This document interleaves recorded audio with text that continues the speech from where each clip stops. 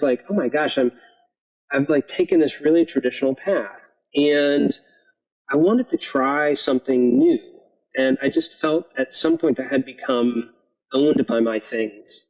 And so I decided that I was going to pick up and move across town. I sold my house and sold all my stuff. And I moved into an Airstream right off of South Congress.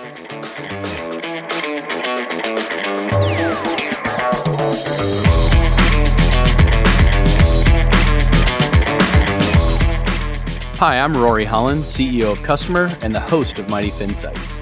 Every year, I have the privilege of talking with hundreds of fintech leaders and innovators. For this episode, I've invited one of these leaders to talk about the heart behind their brand and the deep motivation they have to make a positive impact. In this episode, my guest is Mike Nellis, the CEO of Austin Community Foundation, an organization that mobilizes ideas, resources, and capital to strengthen Central Texas. In layman's terms, you could think of ACF as a charitable bank. In today's show, we're going to cover how ACF is helping solve the housing crisis in Austin, why starting a donor-advised fund is a great idea, whether you have $5,000 to give or $5 billion, and what selling your stuff and living in an RV can teach you about what's really important in life. Mighty Finsights will help you look past the headlines and the sales pitches to the human side of fintech and financial services. We're getting curious about the courageous choices and deeply human stories that shape how we engage with money. Join me as we dive beneath the brands to learn what's really happening.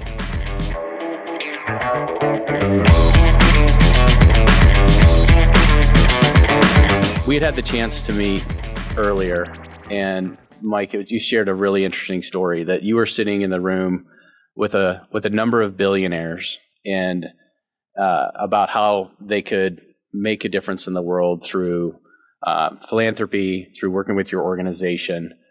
I'd love to just understand how that came together and what was it like if I were to be sitting in the room with you guys. Yeah, it was a really interesting afternoon for sure. I was in the room. I was invited to be part of a workshop, and it was it was probably 25 to 35-year-old folks who were part of billionaire families, and they were all kind of philanthropy curious about how to invest this capital in the world. And we have, there's every perspective from, I've done this a lot. I know what I'm doing. I'm really experienced and I'm super passionate about this work, to I'm really skeptical about philanthropy, the nonprofit sector. Shouldn't the private sector just sort of rule the day? And so getting to learn all these perspectives and hear about how people are thinking about investing vast amounts of wealth into communities was really interesting. Yeah. So take me back. Because how did you arrive in that circumstance to be able to have that opportunity to sit with those folks? I was invited by a family office that works exclusively with sort of ultra high net worth individuals, and the early conversations with my point of contact there were sort of built around these are folks who have an extraordinary opportunity, but have had little exposure or guidance in terms of how to build a philanthropic muscle. And that's not something that always comes naturally to folks. And we think about giving in real simplistic terms often, and that like everybody should do it. But when you have that kind of wealth, you're not just, you certainly could, but you're not just like writing a check to your local sort of nonprofit down the street. There's a lot of other variables and pieces of infrastructure that you're dealing with, particularly as you think about family giving. So the dynamic becomes a lot more complicated. But then, folks were talking about, how do I make the biggest impact with my money? How do I know if a nonprofit is making an impact or doing what they're saying they're going to do? How do I just how do I do this? Even some of the just basic nuts and bolts, like can I give to a school? Can I give to a program that's run by the government? Just basic stuff like that.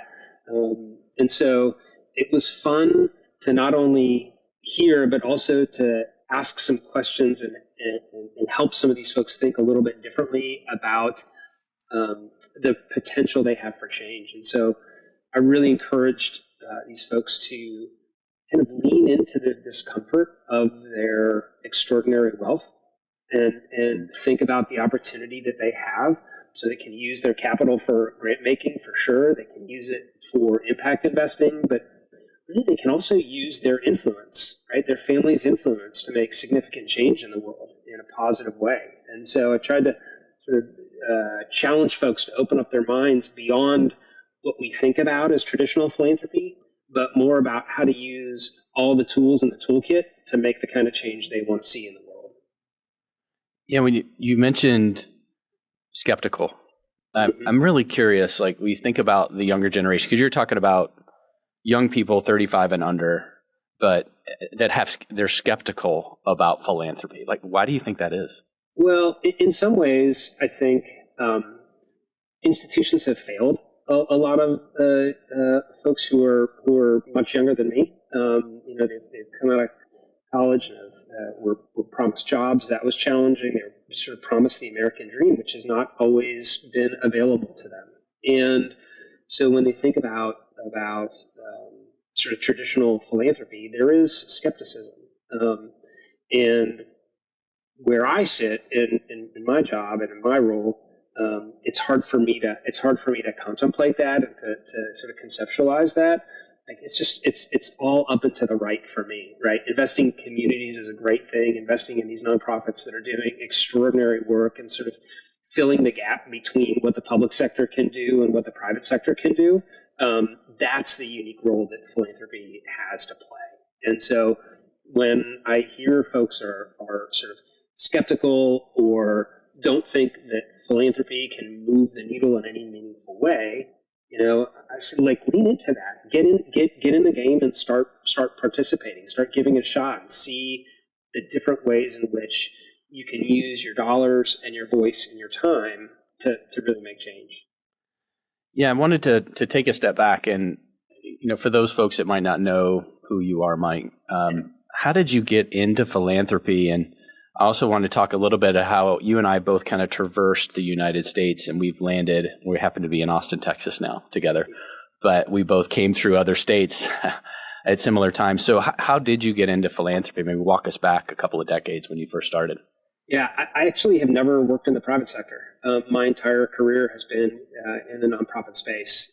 So I've been doing this a long time. I started actually thinking I wanted to be sort of a therapist, and I'm a social worker by training, but I'm really kind of a terrible social worker. I found that sitting across from people was not really my skill set and not what I was gifted at doing. And so my first gig was in a mental health hospital working with teenagers, and that was really hard work and really gratifying work. But when I realized that it was not what I was, the gifts required I did not have, I thought, I want to continue to stay in this mission kind of space. And so I moved to the University of Michigan, got my master's degree in social work, and worked for Wayne County for a bit and did some work in community justice. There, I was part of putting together the first program to keep nonviolent offenders out of jail. Folks that have low-level weed offenses, drug offenses, let's not put them in jail. Let's put them on a tethering program as a more effective way of working with them. And then moved out to the Bay Area shortly after that. San Francisco was the height of the tech boom. It was a super fun place to be. It felt like the entire world was sort of that was the epicenter of everything that was interesting going on at the time. My office was actually in the Marina District, so I was looking out onto the bridge. It was just an incredible time, and I was working for a group that did kind of back office infrastructure for about 400 nonprofits across the country. Everybody was making money in San Francisco. I was not making any money in San Francisco working in the nonprofit sector. I was living in Oakland, commuting, an hour and 15 minutes each way, living in like what can only be described as a treehouse. And so I sort of got to a point where I felt like it was really tough for me to make a living there and to make a life there. And somebody from Austin called me, a friend of a friend, and said, do you want to move to Austin? There's a really cool thing that's happening and you want to be part of setting it up. And it was essentially like a management consulting firm for nonprofits.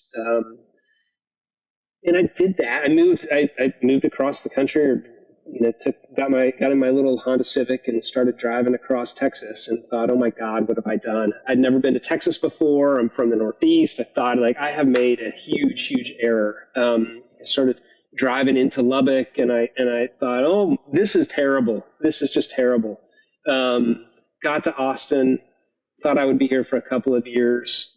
25 years later, I'm loving the work I do. And I actually married a woman from Lubbock. So I'm going back to Lubbock more than I would ever think I would. Spent 10 years leading our community's children's museum, was able to be part of a really fun construction project, building a new facility for the organization, and then sort of ran out of good ideas and sort of put my hand up and said to my board, I need somebody else to come in and build on top of what I have because I'm not going to be able to do it anymore. And then the Community Foundation called, and I've been really fortunate enough to be the CEO here at the Austin Community Foundation for the last 11. So it's been a good ride for me. Yeah, we've when we chatted before, definitely crossed paths in Michigan. You went to I'm going to call you blue and gold because it drives Michigan people crazy, not the maize and blue. I'll go with maize and blue because I know. Come on. We were the green and white school, not too far away. One day maybe we'll have a football program. You and I get along remarkably well, given our history there. But I also share the Bay Area experience with you. I had the benefit of living out there for 13 years and meet my co-founder here, Jack Macy, and doing some really fun work downtown with like credit.com and other brands that we've helped build. But I share that same feeling when I brought my family, because we too drove across country, and you go through New Mexico, then you end up in West Texas, and you feel like you drive from, when you enter West Texas, before you arrive in Austin, it feels like driving from Texas to New York, because it's like hours of wide open space. And it doesn't quite have the beauty of Northern California. It does not. If you haven't been to West Texas, I would call it rugged. Yeah, rugged is a good description. I had somebody actually say to me when I moved to Austin, he said, "Well, we're kind of like the Bay Area. We've got some water here. We've got a bridge, a couple of bridges. Like we got some nature." And I thought, not exactly, but I appreciate the attempt. But who would have thought that like now I actually desire to go out to West Texas and go out to places like Marfa and Big Bend. And I love that drive because you feel like you're kind of getting away from, all the stuff here in Austin, and you can kind of let your mind drift a bit out there. It's a pretty amazing place if you have a chance to get there. Yeah, Big Bend National Park. Definitely if you're coming to Texas and you're going to come to Austin, make the time to go see it. Beautiful. So that, before we jump into the Austin Community Foundation, which I want to get into that for sure, you're a coffee drinker. Mm-hmm. The Flatirons are important to you. Tell the listeners a little bit about that. So I feel like that's the place you go for inspiration, perhaps, to kind of gather your thoughts. Tell us a little bit about that. Yeah, so I like most Texans, and sorry, Colorado folks, but like a lot of Texans, I started going to Colorado during the summers just to escape the heat for a week or two. And then I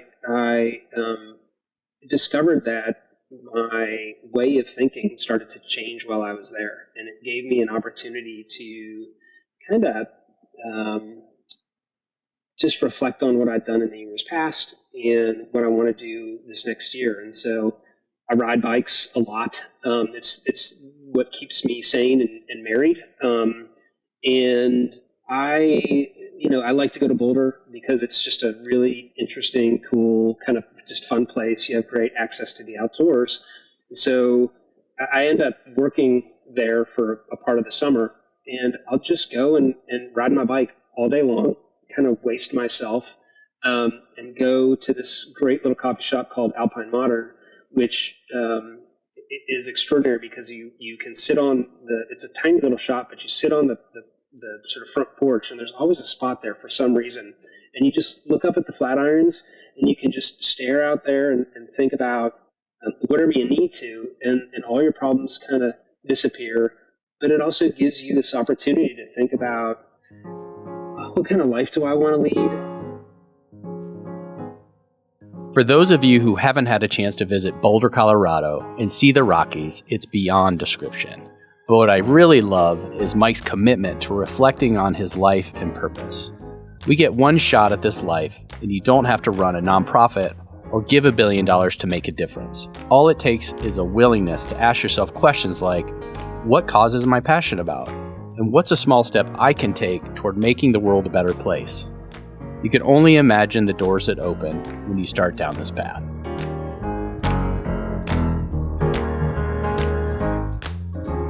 How do I want to serve my community? What are the things that are important to me?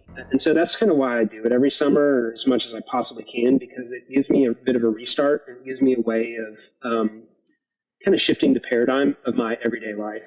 And so now I've dragged my wife and my kids with me, and so this is kind of what we do most summers. Yeah, and I'm going to have to send you another bag of coffee because I sent you one. It sounds like it didn't last long. It lasted about 24 hours. I mean, it was an amazing touch. I was like, this guy knows what he is doing. So yeah, I appreciate the beans, and just even like tasting it took me to that place. So grateful for it. Awesome. We'll drop another one in the mail for you. Yeah, so grateful for you, man, and sharing that story. Yeah. So for those that might not be familiar with your organization, can you share a little bit about the Austin Community Foundation and what you guys do? We're a philanthropic organization that is really complicated to talk about. When I first started here, I thought, this elevator pitch is terrible. I'm going to need like a really big skyscraper to talk about what we do. But when we really boil it down into three things. We connect ideas and people and resources to make Austin and Central Texas a better place, not only today, but tomorrow. And so that's sort of the top line. When you peel back the onion and the layers a little bit, there are sort of two sides of the house here at the foundation. One is we support about 1,300 philanthropists in Central Texas and beyond in doing the work that they want to do. And primarily, we do that through a vehicle called a donor advised fund, although we have scholarship funds and other types of vehicles that help people accomplish their goals. And so we're helping them deploy that capital in a meaningful and an effective way into the nonprofit sector, not only here locally, but statewide and internationally as well. So that's sort of one side of the house in a real basic way. The other side of the house is kind of what the foundation itself believes in and what we want to focus on. We think that when community foundations are doing it right, they are engaged in their community. They are looking at what are the biggest issues in the region that either need some leadership, need some capital, nobody's really paying attention to. And our job is to go out and to really start to tackle some of those issues. And so we use our money, but then we invite those 1,300 philanthropists that we're working with to come and participate with us as well. So the foundation is a complicated entity. It does a lot of good for a lot of people. Yeah, so a couple of questions. The 1,300, that seems like a lot of philanthropists that are choosing. Can you tell us a little bit about who those people are, individuals to organizations, perhaps? Yeah, so we do our best to democratize philanthropy. So the idea is that anybody can be part of our organization. Anybody can be one of those 1,300 philanthropists. So we have folks here that have a fund that may be $5,000 that they've kind of accumulated over the years, small dollar contributions into that fund, and they want to make a gift to their church or to an organization that is important to them, and so they've decided we're gonna accumulate small dollars and then make that gift.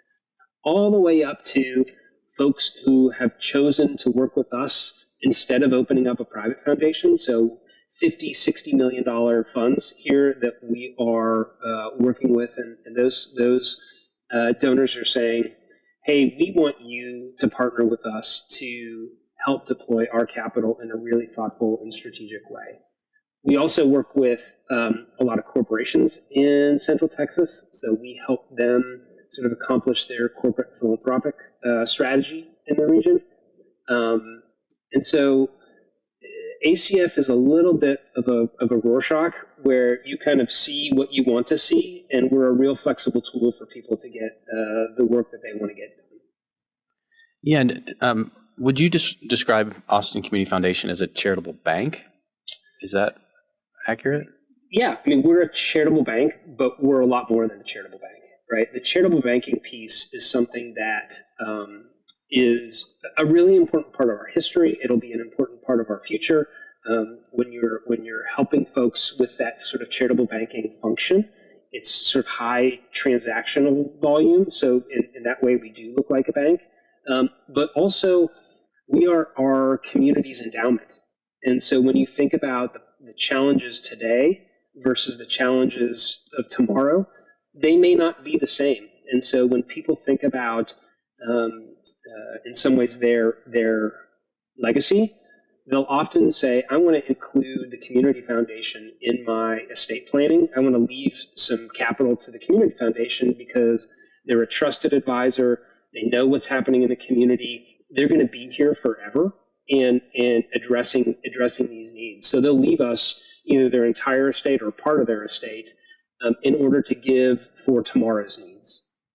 What distinguishes community foundations from other foundations, and how do you find it challenging when you're talking to go back to these multiple young billionaires sitting in a room that are making decisions about how to put their capital to work? What kind of challenges do you run into in helping them understand the difference? So structurally, community foundations are different than private foundations. So private foundations are, not to get too wonky, but they're a different part of the IRS tax code than a community foundation. Community foundations have multiple sources of revenue coming in. Private foundations typically have one source of revenue coming in, so one individual. So that's the sort of wonky part. But often community foundations are really close. They're sort of close to the ground. They have an overview of the community that is very, very broad. They understand kind of what is happening in particular communities. So yes, we serve as that charitable bank, but I have a team of 33 really talented people that I get to work with every day who intimately know this community and what's happening, what the challenges are, who the key players are, and who's making big change in the region. Private foundations can do the same thing depending on what the principles of the foundation want to do. What we often see is that there's a real specific sort of purpose to a private foundation, and the principles of that foundation are really focused on that.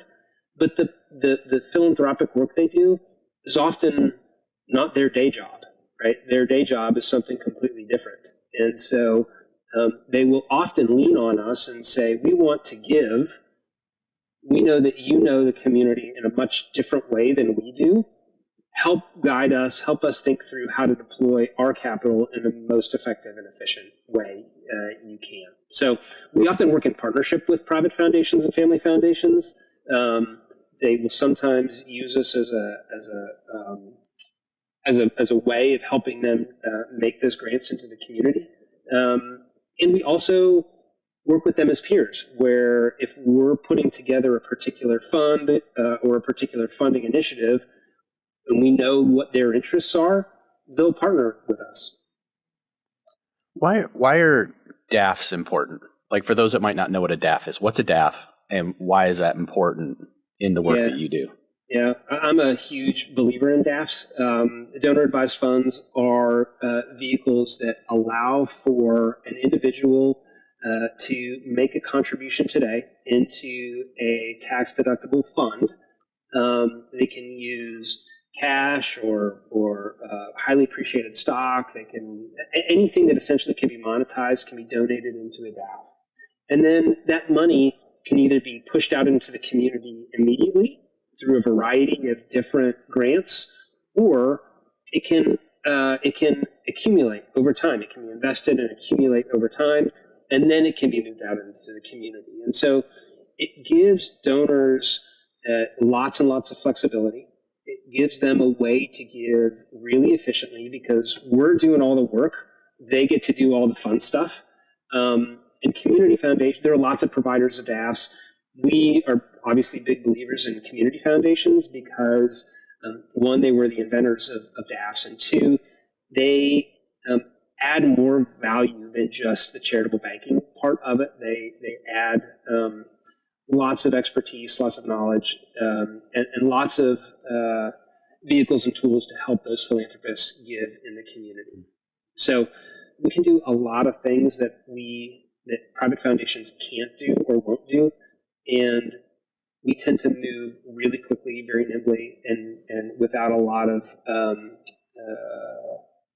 red tape. Yeah, great. Thank you for that. I wanted to talk a little bit about some of the work that you do, and I imagine there's a lot of tough challenges that you face in your work every day, and wanted to just ask you, like, what is one or two challenges you might describe in being in the philanthropic space, whether that's fundraising or putting capital to use or other circumstances that you felt like maybe was unsolvable, at least at some point, but then you figured out how to move forward. What do you tend to see as some of the biggest challenges for you guys? Yeah, Rory, I mean, it's a great question and one that I struggle with every day because the challenges are you see them every single day when you do the kind of work I do, and you get to see the great work that is happening in the region. A couple of years ago, we went through a kind of a planning process, a little bit of a self-reflection process, and we looked out into the community and said, what is the biggest challenge in Austin right now? And particularly, what is the biggest challenge that nobody's really addressing? And that was, at the time, housing affordability. And what we saw was if you've got, the math was kind of basic. If you've got 120-ish net new people moving to a region every single day, it becomes a massive problem if you're not building and building and building new houses for these folks to live in. And so, like a lot of times in Austin, what we tend to think of ourselves still as a pretty small town, although we're the 10th largest metro.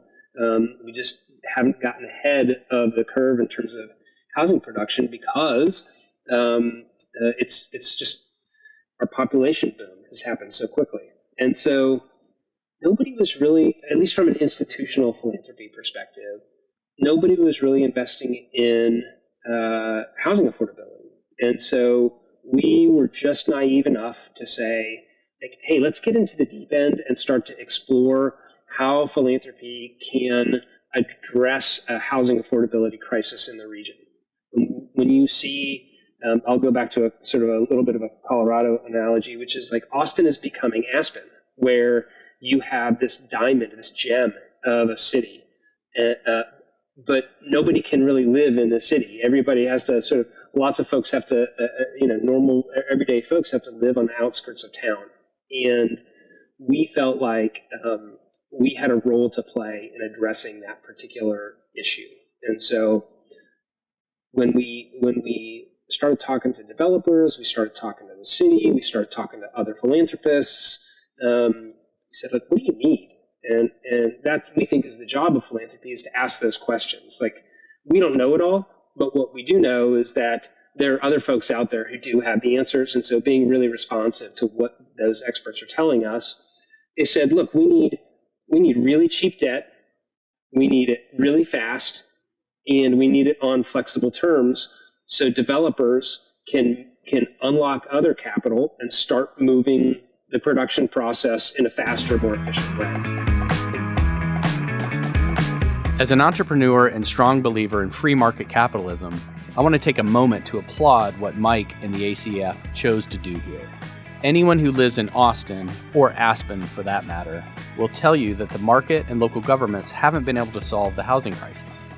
It takes a concerted effort by everyone to make a dent in what is arguably a very complex and nuanced public issue. We need the private and public sectors to work together. ACF shows us that it's possible.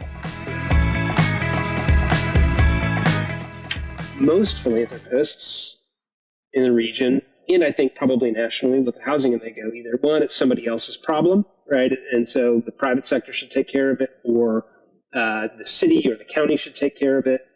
And two, it's way too capital intensive for philanthropy. And in some ways, they're right. There's no amount of philanthropy that can solve for an affordability crisis in the region. But there's a role to be played, for sure. And do you see other community foundations in other cities that are growing, perhaps maybe some complements to Austin, stepping in to fill that role too? Because that seems like a meaningful problem that needs to be solved. And we're living in here, Mike. For those of you that don't live in Austin, the boom. I've been here for a decade from the Bay Area too, and it's remarkable how worn the path is through West Texas for the vehicles driving from California to Austin. Yeah. But it seems to me like, as folks move further out, just like a lot of major cities, it's too expensive to live in major cities. And Austin went from really affordable to really expensive really fast. So are there other community organizations that you guys align with doing this type of work? Or is it pretty unique to ACF? So other community foundations across the country are really getting into housing affordability, and we are kind of on the early end of that, and so we've been able to, for better or worse, sort of iterate some of the offerings that we have, and so we've made some mistakes and we've had some big successes, and so other folks, we have a real collaborative field, and Fort Collins and Chattanooga and other kind of what I would call mid-market kind of cities are saying, hey, if we can figure out how to address this issue now, we can avoid becoming Austin, or we can avoid becoming the Bay Area. It's sort of like we're the cautionary tale, unfortunately. But we're all a really collaborative group, and so we want them to beg, borrow, and sort of steal our work. If they can learn from it, we're glad to give it to them. I wanted to ask you a question about, do you feel like you have solved that problem? And I want to ask you a question on top of that, which is, we as entrepreneurs, business people tend to spend we solve problems every day. Yep. And I love some of the moments when I get home at that day and I feel like, boy, I really solved some problems today and feel accomplishment. Like, do you ever, like perhaps with the accelerator fund that you're talking about for housing, was that a circumstance, or are there other circumstances you feel like you got home that day, you're like, boy, I really killed it today. I solved some problems. I'm feeling good. It's rare that I get to do that, Rory, but so the answer on the accelerator fund is no. I mean, we have not solved that problem. And when we talk about housing affordability, it seems really simple. Just build more, right? And it's not quite that simple, And so our position is we want to take a really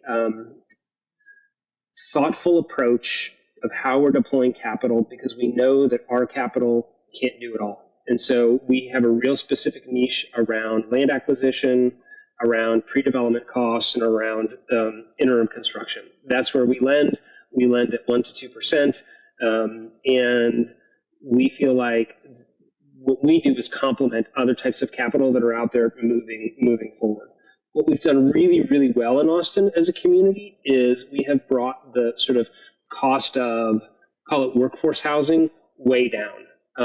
And so because we've built so much multifamily housing, what we really continue to struggle with is sort of on the lower end of what we call the AMI scale, the area median income scale. So our neighbors who are, one, unhoused currently, and two, kind of living on the threshold of poverty, folks who really struggle to make it work here. we just don't have enough options for them. And so that's where we have to push in both philanthropic and really cheap debt to make that work. So it's a tough, complicated problem. But every day I do another deal, make another investment, I feel like we're chipping away, we're going to get there. And I think that really, in terms of philanthropy, that has to be the mindset, which is probably, it's taken us a long time to get here, and there's not a magic solution to get us out of this thing tomorrow. So patience and sustained investment. Yeah, so much interesting stuff you're doing, and I perhaps we can come back to it in another episode. But the idea that an individual with $5,000 that they have saved up can create their own DAF fund to billionaires. It's such a unique vehicle, and I love what you're doing. But so I hear what you're saying. I do have a friend. I'm just going to throw his name. I'm not going to throw his company. Jason Johnson in town that I definitely want to connect you with, that is trying to help sustain artists in Austin who are playing at the bars and restaurants and places we love to go. That part of what makes Austin so fun is the music scene and the food scene. And it's really sad to see that a lot of these starving artists literally can't afford to live in the city that they've been playing in for years. And gosh forbid they get injured and need health care, which a lot of them can afford.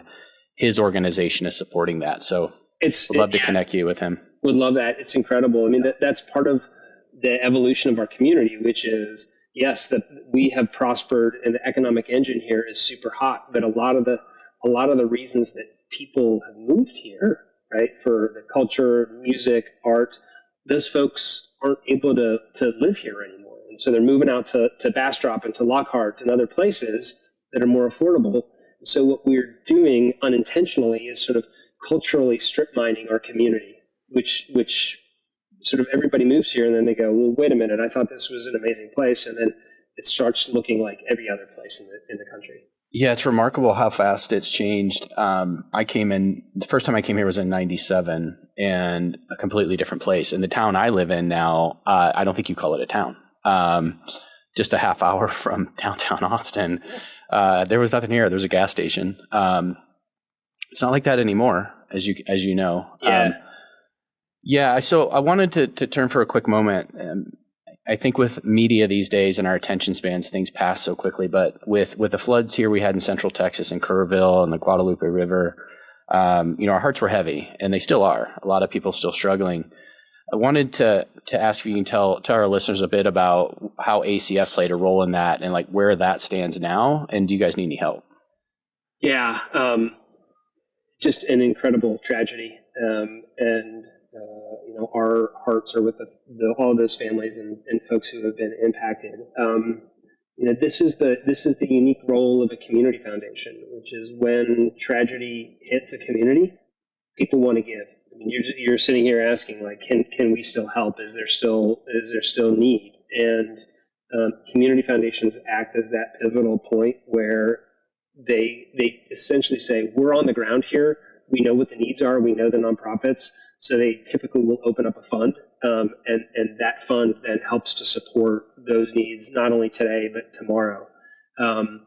The communities that have been affected are in the Texas Hill Country, and there's a community foundation there that has really taken the lead on raising those funds. We think and believe that local community foundations know their communities best. And so it's incumbent on us to say, is it our job to take the lead, or is it our job to follow who is really doing the work and who is local? And so it's the Community Foundation of the Texas Hill Country is the group that's taken the lead there. They've raised an incredible amount of money, and it's not enough. This community has been devastated. The camps have been devastated. The people have been devastated. Lives are changed forever. And with the sort of, I'm glad you ask, is there still need? Because there's a lot of adrenaline that happens at first when these kinds of tragedies happen. Everybody wants to flow in with capital and like, yes, please, except that money needs to be, like the deployment of that capital needs to be sustained over time, because you have different waves of need. You've got the immediate like crisis. Then you've got like some rebuilding work that has to happen. Then you have like, how do we address this trauma as a community? And so there is still need.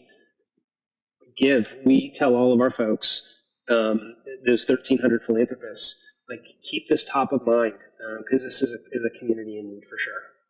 Well, I think the media cycles, things come and go so fast, but the reality of it is it takes time to heal, and there's so much work that needs to be done to help not just those people, but you think of Asheville, North Carolina with the hurricane, they had their issue. We've got, Southern California with the fires and with the media cycles and everything going on, it's like people drop in, like you're right. I think the adrenaline rush, you're right. Like we got to jump in and help. Yep. But I'm not that far. You and I aren't that far from where this happened. So we're likely, I know I am in my case, I know some people that have lost people as a result, lost children through that whole thing. So, and they're still healing in a really meaningful way.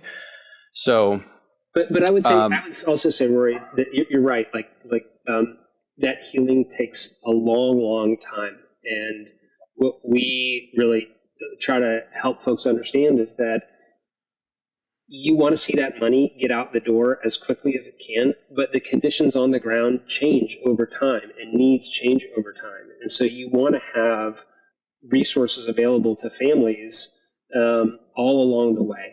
And that's that to us is that sort of idea of patience and just taking one step back and thinking about like, okay, what do folks need now? What are they telling us they need now? What are communities saying?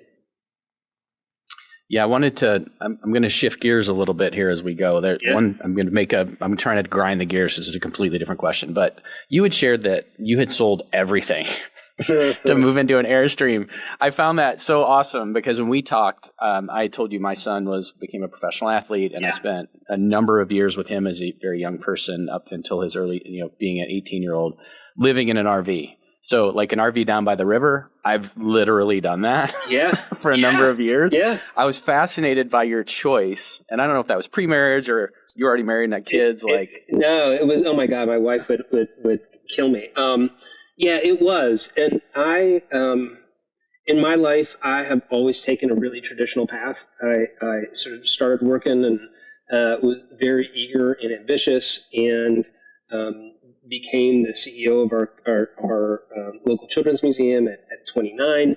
Somebody made a big mistake when they gave me that job, and so I just got to this sort of point in my life where I was like, oh my gosh, I've like taken this really traditional path, and I wanted to try something new, and I just felt at some point I had become owned by my things, and so I decided that I was gonna pick up and move across town. I sold my house and sold all my stuff, and I moved into an Airstream right off of South Congress.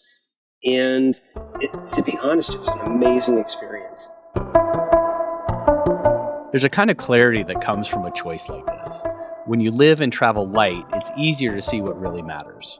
Your relationships you build, the experiences you have, the unexpected adventure that is waiting for you around every corner. I'm not saying wealth and possessions are bad.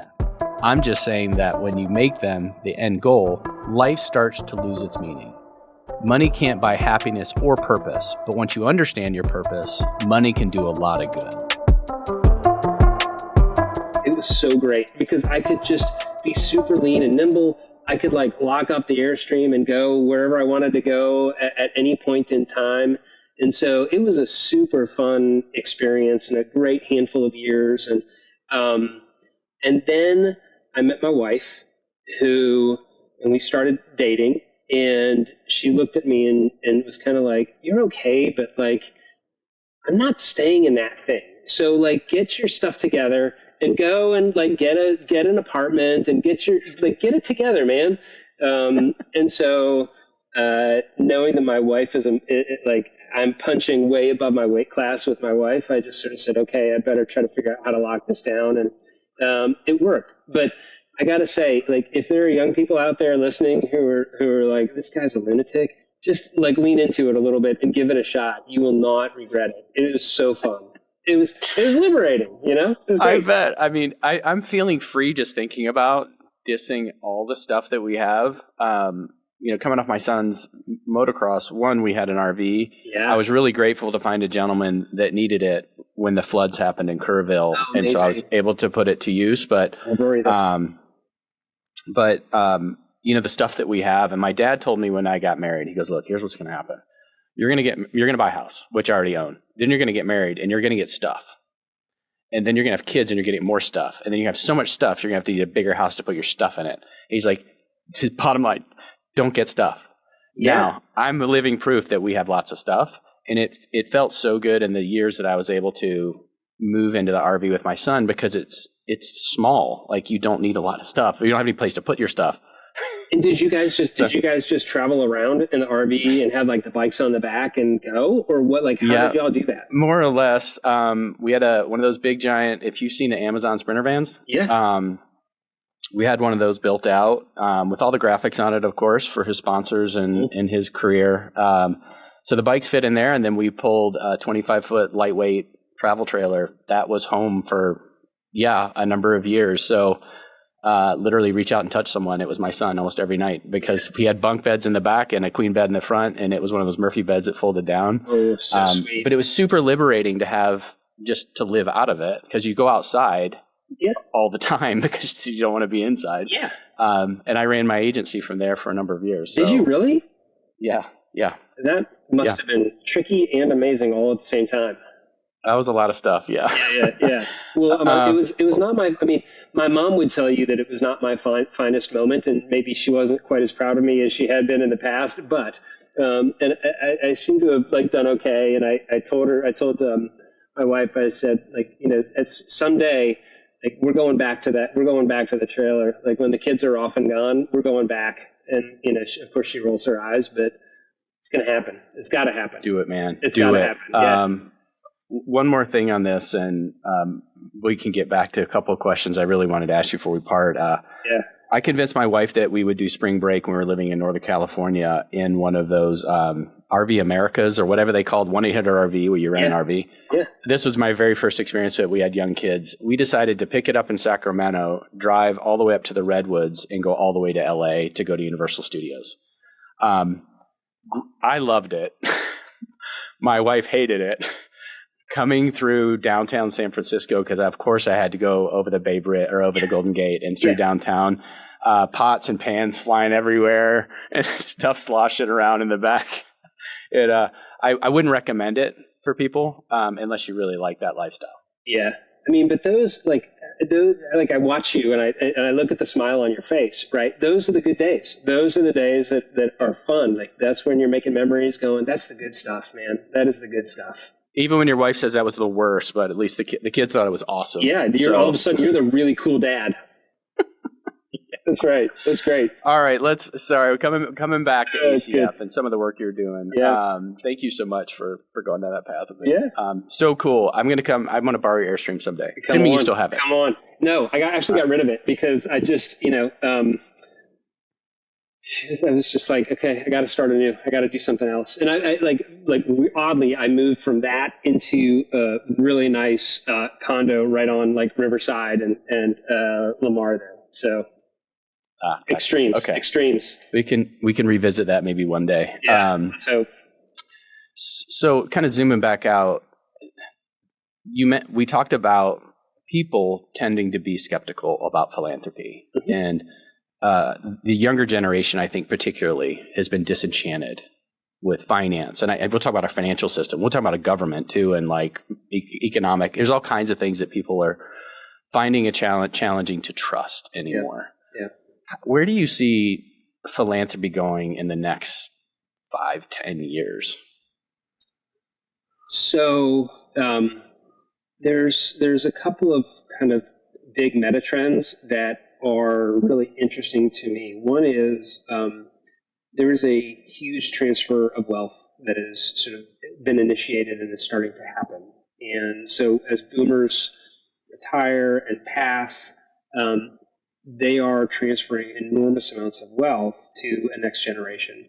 And oftentimes, organizations like community foundations are so well positioned, one, to sort of help capture that wealth for communities, but two, help a younger generation think about how to invest that capital in a meaningful and thoughtful way.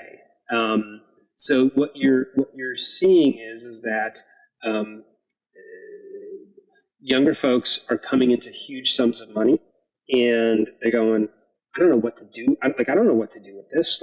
And so our job is not to help them necessarily grow the pie, but essentially, how do you meaningfully shrink the pie? Like, we want you to get that money out into the community. And so that big transfer of wealth poses a huge opportunity for philanthropy and a huge opportunity for young people who are going to take over those decision-making roles. So that's the first.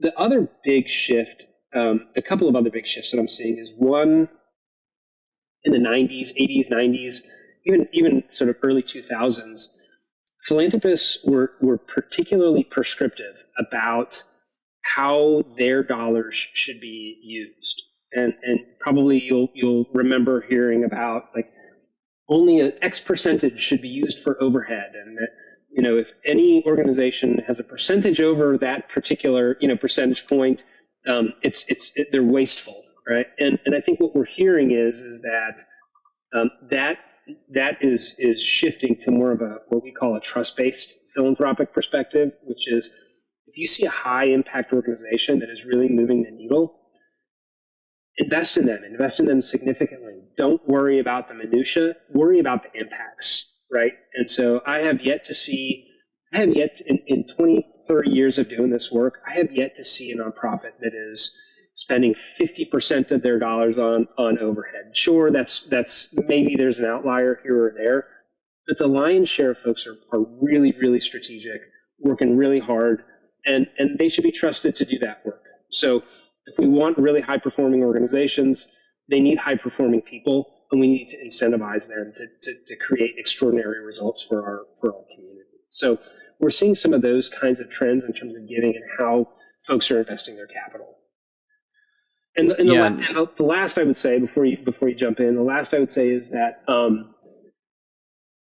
getting money as close to people in need as possible. So seeing that, how do we get, for example, if folks need a loan, like, let's get them a small business loan. If they don't have access to traditional types of capital, like, let's get them a low interest loan so they can grow their business, so they can do things that maybe they couldn't have done to help get them sort of out of poverty and growing as an organization, as a family. So that idea of trusting an individual, trusting a group to know what is best for them, what is going to get them out of poverty, what is going to help their family advance,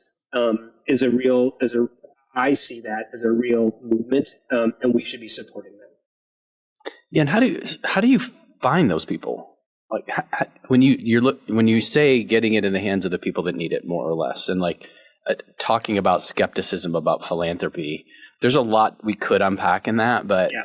For the sake of right now, I'm just curious, like, how are you finding and vetting these opportunities to put capital to use? So that's, again, like, I'm going to keep singing the Community Foundation's playbook here, which is, that's what we do.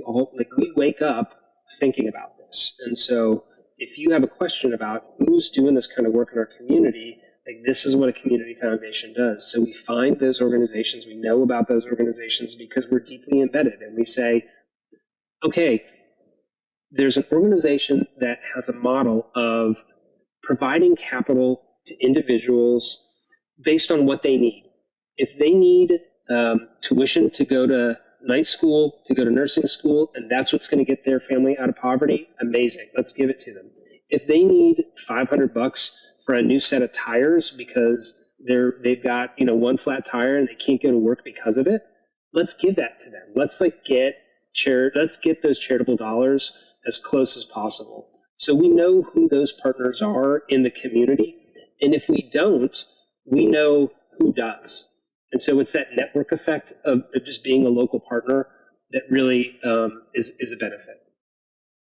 How do you see ACF helping shape the future of what you just talked about? As Austin grows, how do you guys see yourselves remaining relevant and making that impact as we look into the future. And then does technology play any role in that? Because we're talking so much about AI these days, and you and I have been around long enough to know the internet came along and everybody talked about, are you on the internet? Then it was, do you have a website? And are you doing these things? And as things has evolved, now we have AI and everybody's talking about those two letters together, AI. I see a future where we're going to stop talking about it because it's just integrated in everything. Yep. But how does technology play a role in making your work better and helping more people and driving more impact? So the first thing I would see is data. We are we use data a ton over here. And the idea is using that data to help inform kind of what the biggest challenges of the region are. And as AI becomes more sophisticated, that data becomes much more available to us in real time to understand where pockets of challenge are in the region and where we can deploy capital most effectively.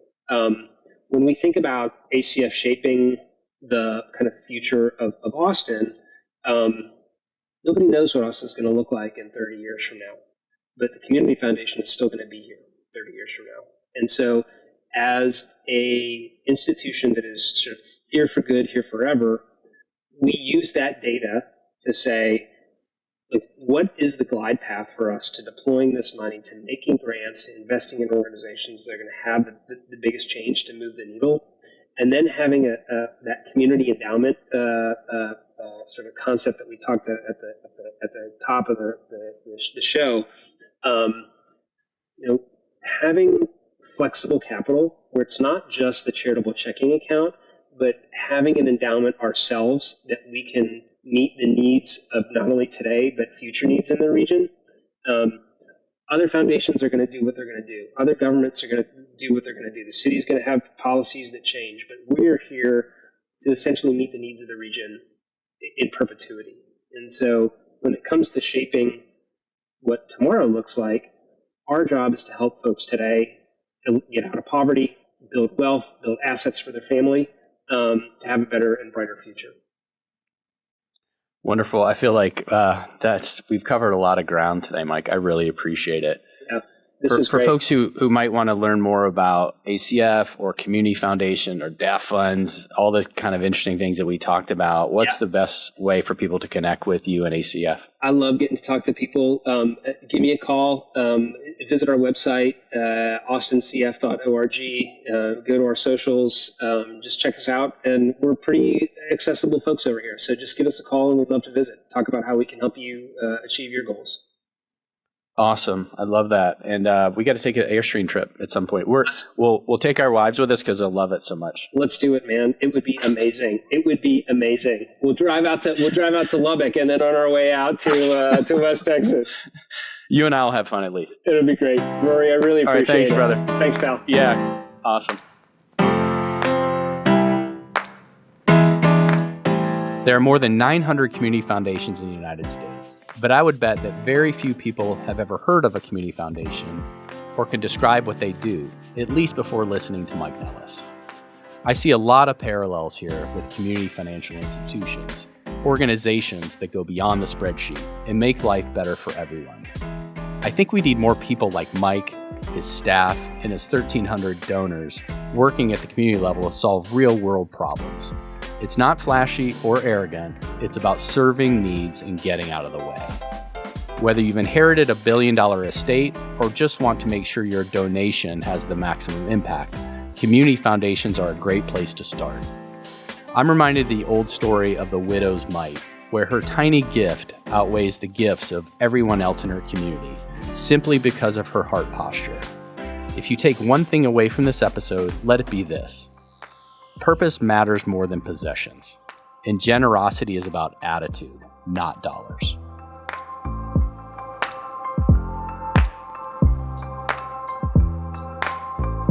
Thank you for listening to Mighty Finsights. You'll find all of our episodes on our website, CSTMR.com, including more one-on-one interviews with fintech and financial leaders and deep dive episodes on topics like branding and marketing. This show is produced and distributed by Customer, a digital fintech marketing agency, all rights reserved. Our production team includes Zach Garver, Becky Dombrowski, Brad Jerger, Ramina Gomez, and Bailin and Curio.